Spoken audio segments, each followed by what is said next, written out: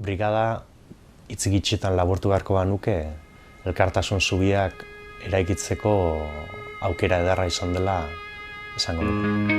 Alduntze prozesua dela, politikoki jazte zaitula pila bat, eta bueltatze zehala gainea herrialde horrekin oso elkartuta bezala. Txute politiko eta pertsonal bat da, niretzat. Zalantzari gabe izan dela ni egin dudan bidaien artean aberasgarriena. Brigadista izatean niretzako da, izan da kriston esperientzia. Alde batetik asko ikasi dudalako, bai pertsona bezala, bai militante bezala.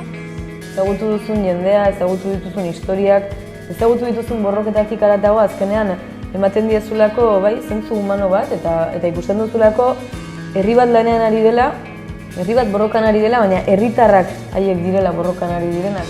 Gala batekin jutea da, benetan jutean,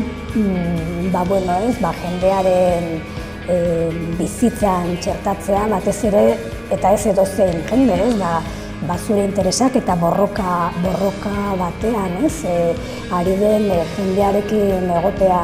Esperientzi ezinbesteko bat dela, ez?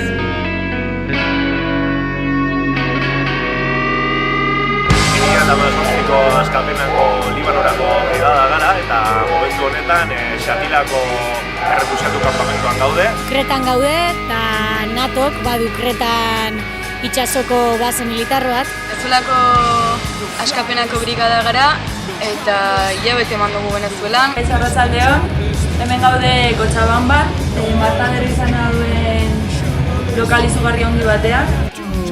2017ko askapenaren Bretañako brigadako kidea gara. Que han venido como parte de la Brigada Internacionalista de la Organización de Solidaridad Vasca Askapena.